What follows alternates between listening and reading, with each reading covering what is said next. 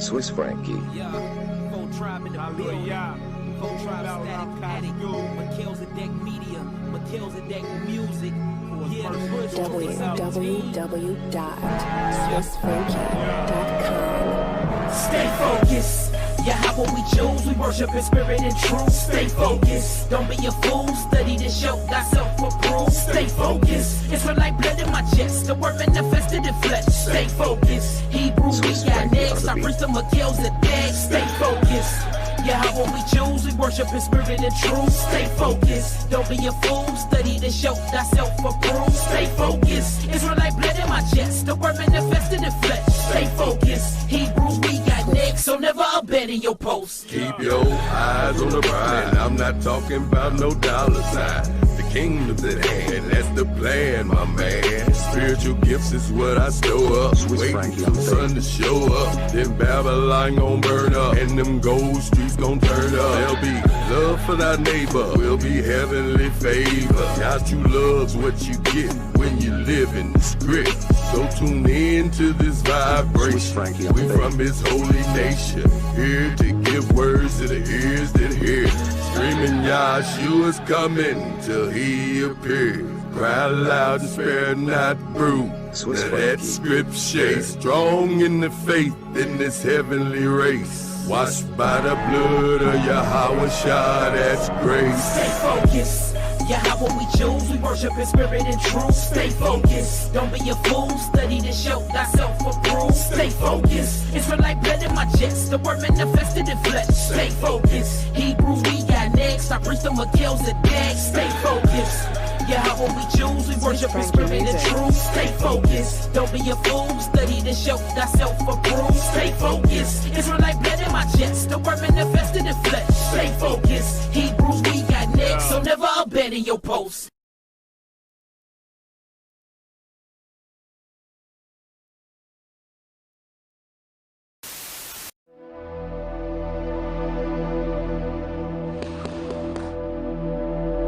My last days.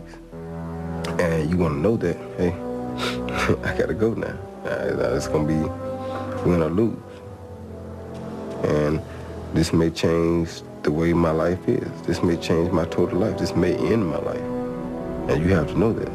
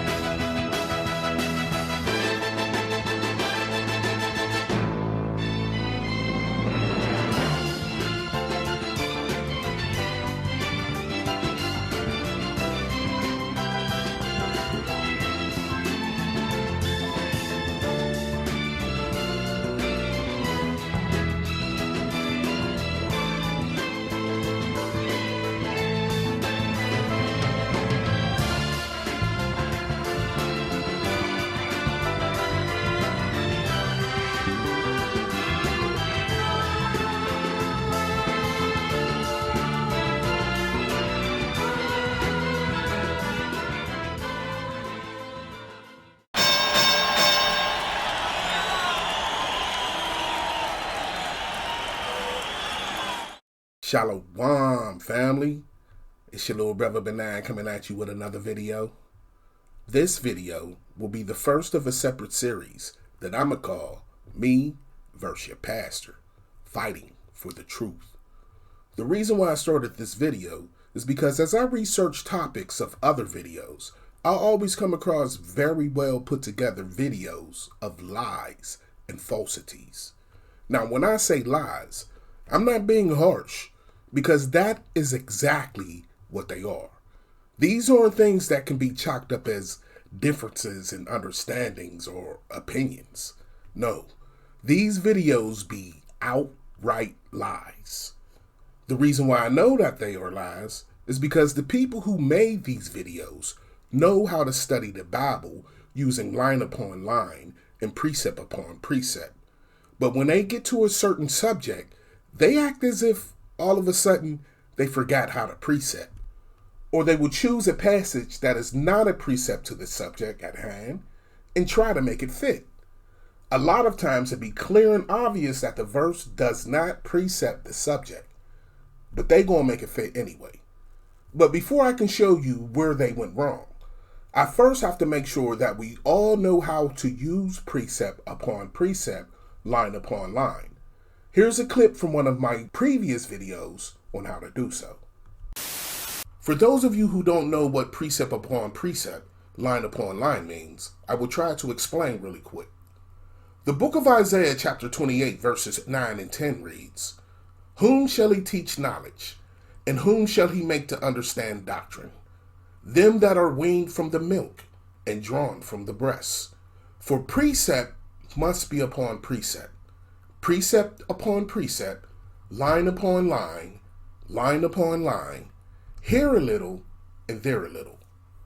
What this means is that those he will teach knowledge and make to understand his doctrine are those that are weaned from the milk, meaning those who have read the entire Bible and understands the basics of it, which shows that reading the Bible in its entirety is good and must be done first, but it's not enough to give you knowledge and understand doctrine.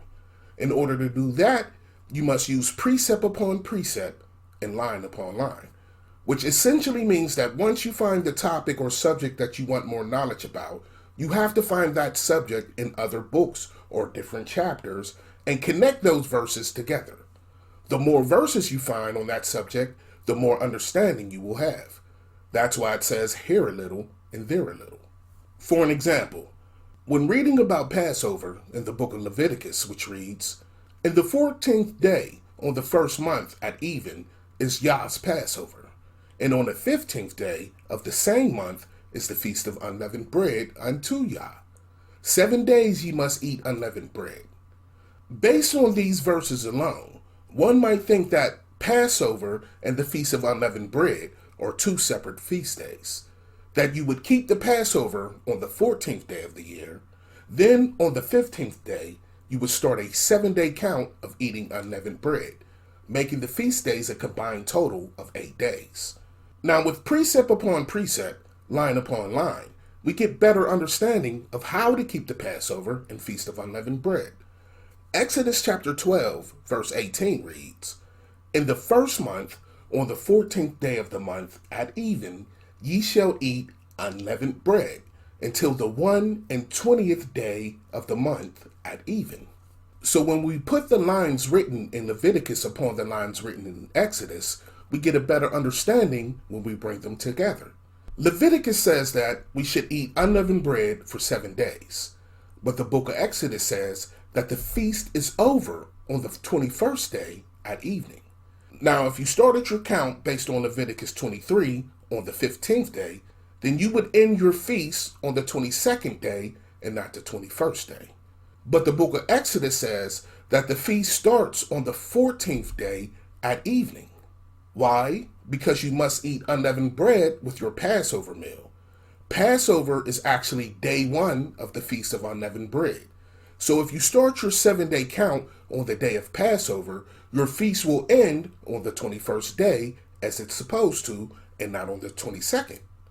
So we had a little understanding of the feast days using just one passage. By adding another passage on top or putting precept upon precept, line upon line, we get more knowledge and are able to understand doctrine. Then with here a little and there a little, we find supporting verses such as Mark chapter 14, verse 12, which tells us that the first day of unleavened bread is the same day that they killed the Passover. Now that we have a clear understanding of what using precept upon precept and line upon line looks like, we should be able to tell if someone isn't using it right. In this case study, we're going to look at how the Christians incorrectly uses line upon line to show how the woman who shall bring forth a man-child in the book of Revelation is the Christian people and not the house of Israel. This will show you one of the ways that the Christians use replacement theology to extend the promises, and in this case, the prophecies given to the house of Israel, to people outside of the house of Israel, aka the Gentiles. Now, if you've seen my last video called The Dragon, the Beast, the Two Women, and the False Prophet, you will notice some similarities between my video and the video I'm about to show. But I promise you that I had not seen this video until after I made my video. Now, this video was well put together and must have had a huge budget based on its production. These people spent a lot of money, time, and effort to tell a lie. Take a look at this beautiful video and pay close attention when the host breaks down the scriptures to show who is the woman who shall bring forth the man-child. Make note of the verse he uses to substantiate his claim. Revelation, the bride, the beast, and Babylon.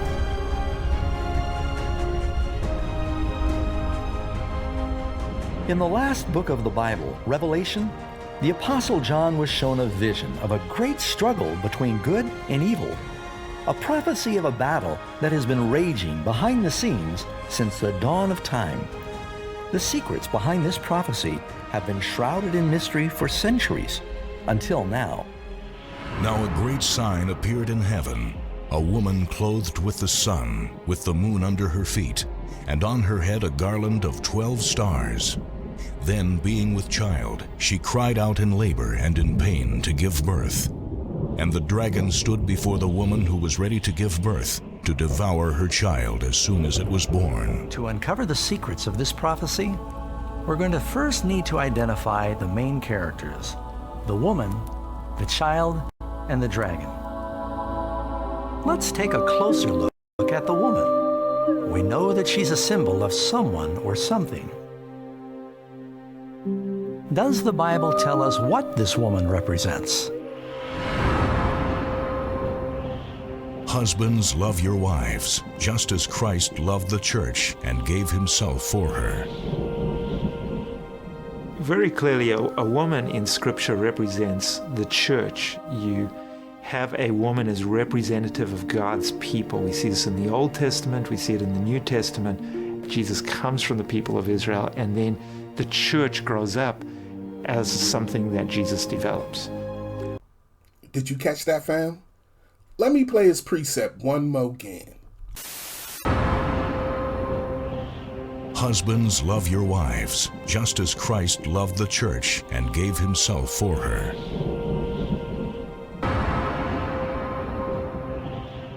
Husbands, love your wives, just as Christ loved the church and gave himself for her.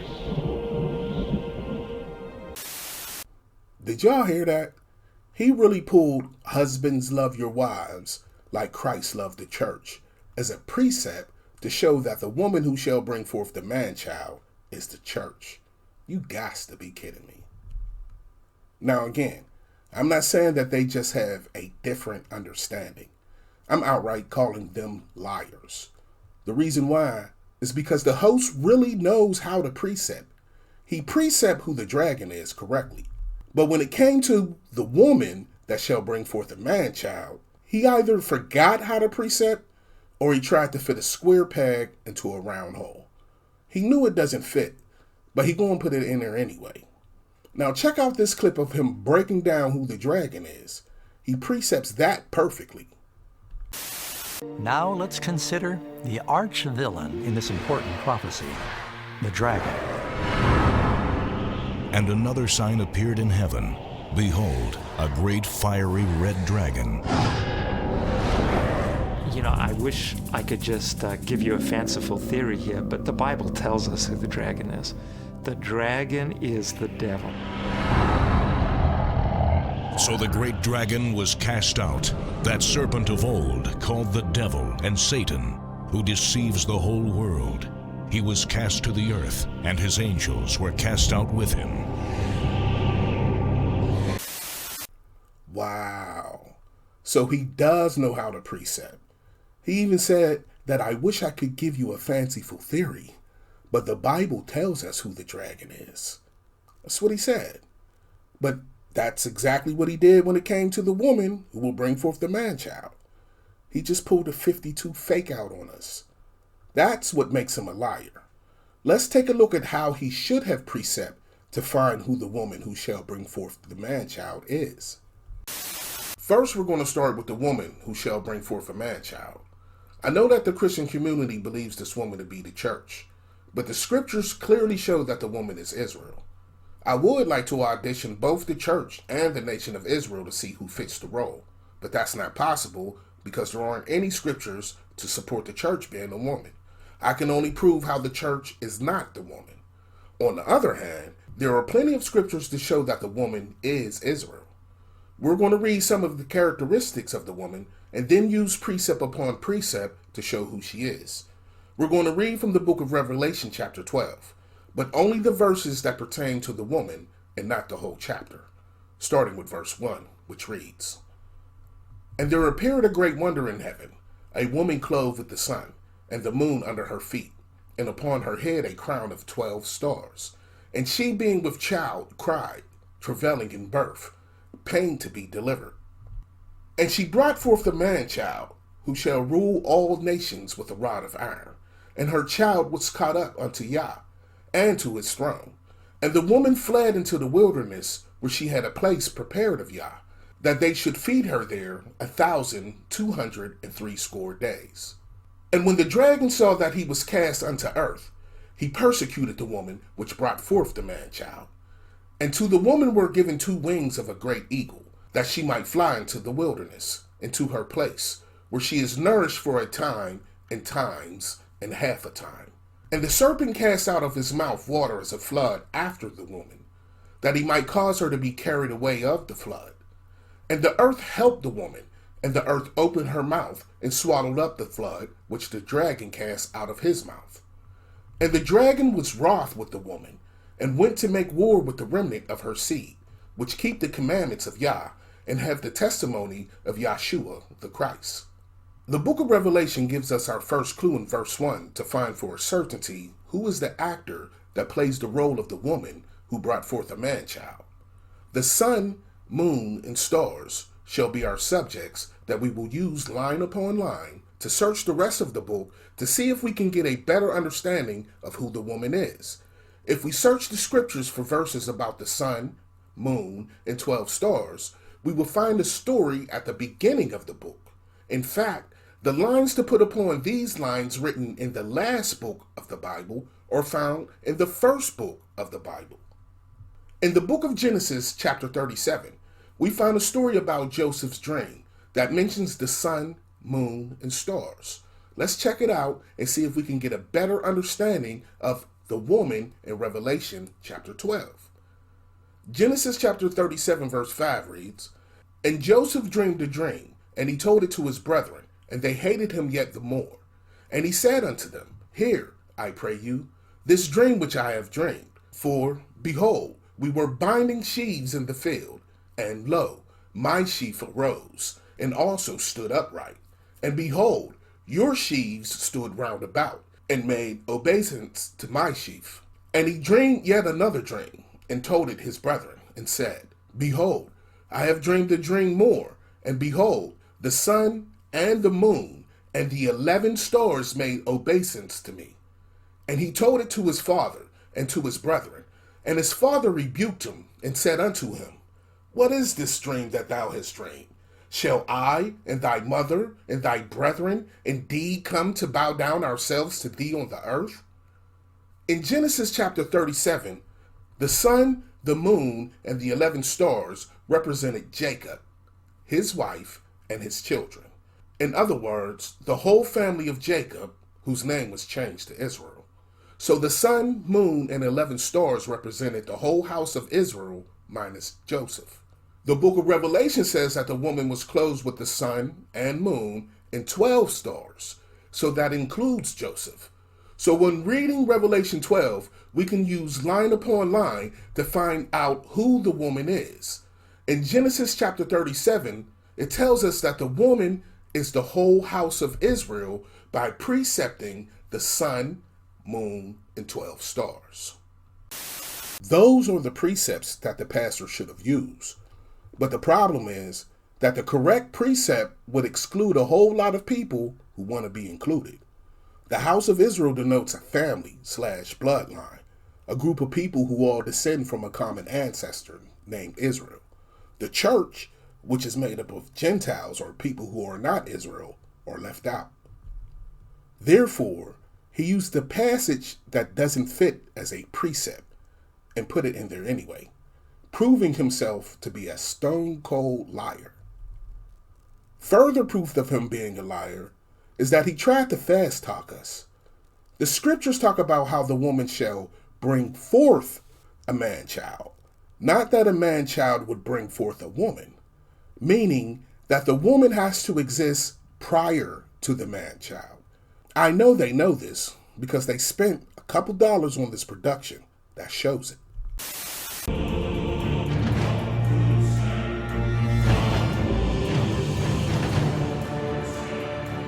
Now a great sign appeared in heaven, a woman clothed with the sun, with the moon under her feet, and on her head a garland of 12 stars.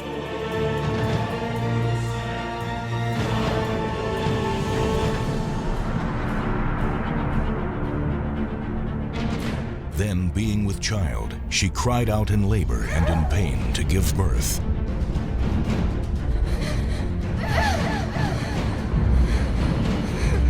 And another sign appeared in heaven.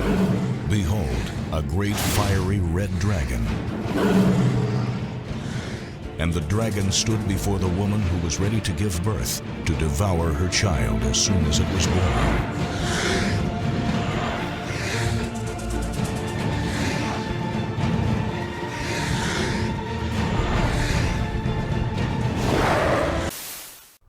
Man, I wish I could make videos like that. So we know that they know that the woman comes before the man-child.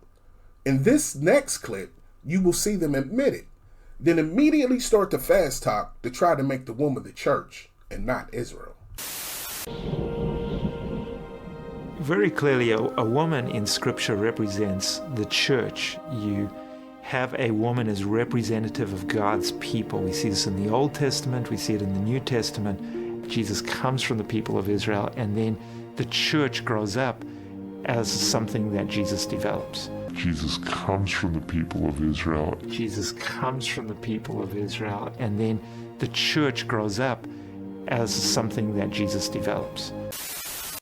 Now, how could Jesus have come out of the church? How can you look us in the face and say that Jesus came out of Israel and developed the church, but the church is the woman that he came out of, all at the same time? No, this isn't just a misunderstanding, but a conscious choice to tell a lie. Being that Christ came before the church, there is no way that the woman who shall bring forth the man-child is the church. You just fast talk the people into believing that the woman is the church. Then went on explaining how Christianity was persecuted during the 1st through 4th century. And her child was caught up to God and his throne. With the Son of God now physically beyond his reach, the devil directed all of his fury at the followers of Jesus, the new Christians. He did much of this through the cruel power of imperial Rome. Now when the dragon saw that he had been cast to the earth, he persecuted the woman who gave birth to the male child. Christianity was a struggling, small, persecuted minority that didn't have official status in the Roman Empire, and there were a series of persecutions, some of which were quite severe. One of the roles of religion in the Roman Empire was to ensure the well-being of the state. The idea was if the gods were worshipped properly, then they would favor the empire. And if they were worshipped improperly, then they would, bad things would happen to the empire as a result of divine wrath. They do not want to sacrifice to the gods, and the gods at that point include the emperor. So it's easy to consider these people religious scapegoats. Basically, if something's going wrong, probably it's because there are Christians around who are refusing to give the gods their proper due. Christians are progressively stripped of their civil offices, their military offices, their books are confiscated, their churches are destroyed, they're forbidden to meet, and so on, all because there's an anxiety that this is really undermining the welfare of the empire. As the early church suffered under this withering persecution of Rome, their lives became a powerful testimony for truth. While the pagans lived in constant superstitious fear, these Christians faced torture and death with a supernatural peace. Basically what Nero did was he fed them to the lions, he had them tied to pillars, he put pitch on them, and then he set them on fire as human torches so they could have the festivities continue on into the night. Being stretched, pulled into two, being killed by gladiators. Just about every creative way that you can dispose of Christians. Now, it is true, and I think it has to be emphasized, that the early church spreads despite the very concerted attempts at repression of extremely autocratic and powerful emperors who set themselves very firmly against the Christians, and yet the early church survives. Tertullian argues whenever something goes wrong, whenever there's a famine or whenever there's an illness, a pestilence that sweeps through, everybody says, "The Christians to the lion." And then he says snidely, as if so many could be fed to so few. And his point is that you can't destroy us all. Now, even if what you say has happened to the early Christians is true, it has nothing to do with the prophecies of Revelation 12. Again, fitting a square peg into a round hole. We have already shown that the woman in the book of Revelation, clothed with the sun, moon, and stars, was the whole house of Israel by using line upon line with Genesis chapter 37, verses 9 and 10. The woman brings forth the man-child. The man-child doesn't bring forth the woman, like Christianity says that Christ brought forth the church. They even quote how Christ said, "Upon Peter he shall build his church." This proves that they know what they call the church had to come after the man-child was born and not before. So if the woman who shall bring forth the man-child is the house of Israel, like we have proven, and they have admitted out their own mouths that Jesus came from the house of Israel. This woman is about to give birth to a special male child. Jesus comes from the people of Israel. Jesus comes from the people of Israel. Jesus comes from the people of Israel. That would mean that the woman that would be persecuted by the dragon would actually be the blood descendants of the house of Israel, not a church of non-descendant Gentiles. That was a bold-faced lie.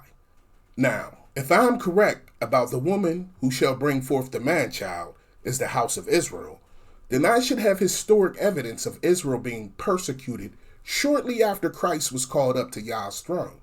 The same way the Christians tried to show that the church was persecuted by Rome after the death of Christ. The Great Revolt, as the First Roman-Jewish War came to be known, was the first of three major conflicts between the Jewish people and Imperial Rome. After the Romans destroyed Jerusalem in 70 CE, they razed the temple to the ground, expelled the Jews from Jerusalem, forbade Bible study and ritual circumcision, and even changed the name of the country in an attempt to destroy its Jewish identity. In the year 70 CE, after 5 years of brutal warfare between the Roman army and the Judean militia, the Roman army destroyed Jerusalem, and with it, the Holy Temple, the religious, legal, and social heart of the Jewish people. To punish the Jews and prevent further resistance, the Romans dispersed them around Judea, forcing them to leave Jerusalem and live in mainly non-Jewish areas along the coast, such as Ashdod and Yavne. The Second Jewish War against Rome occurred in the year 115 CE. It was really a lower level conflict waged in various places in the diaspora. Jews rebelled against Roman and Greek rule in places such as Egypt, Libya, Cyprus, and Mesopotamia.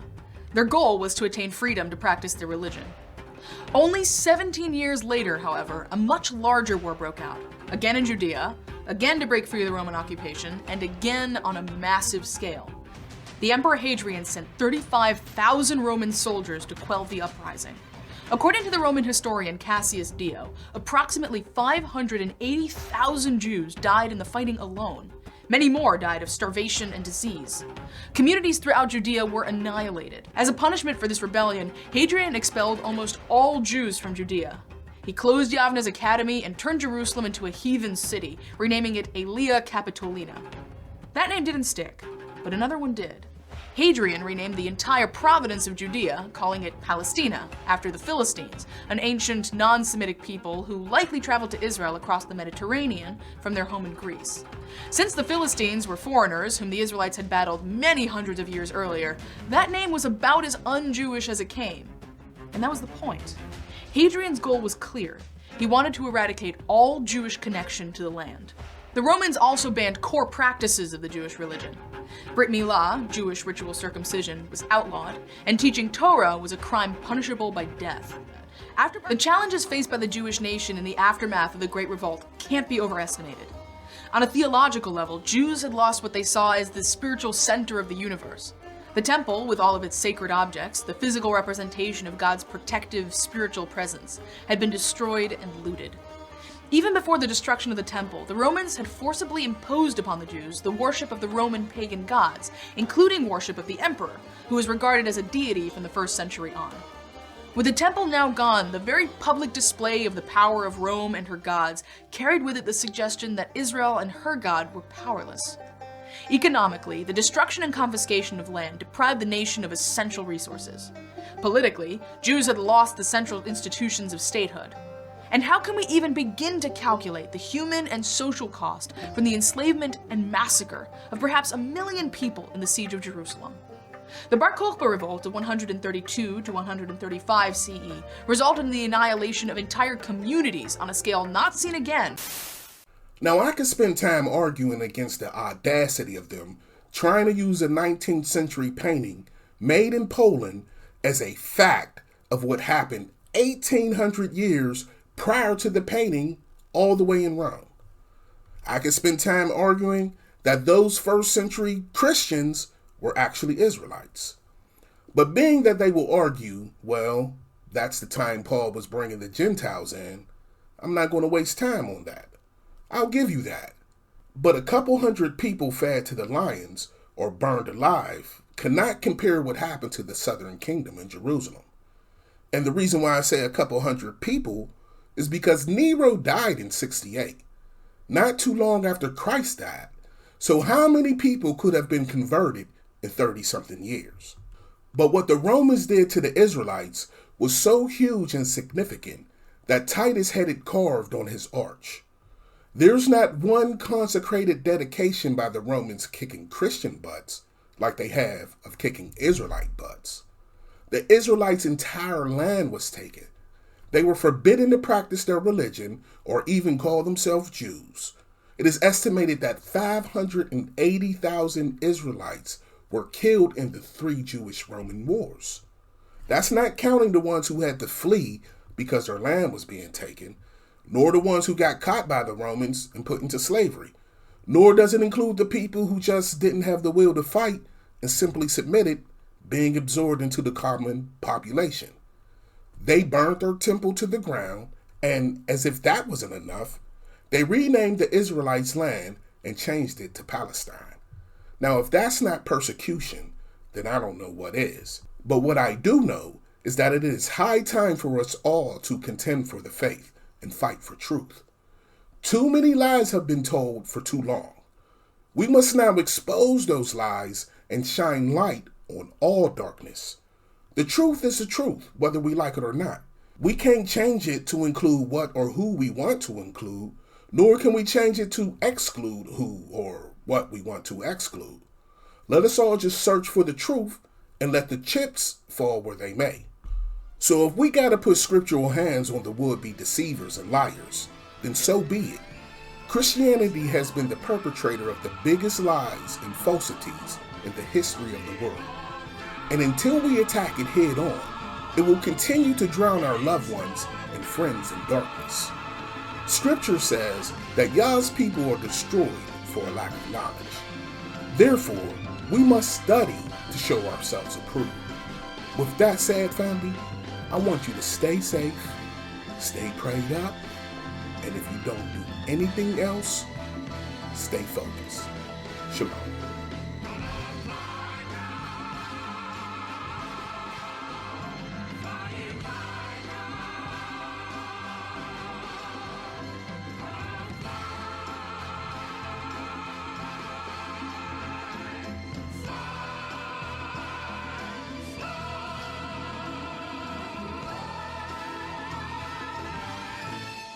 Stay focused.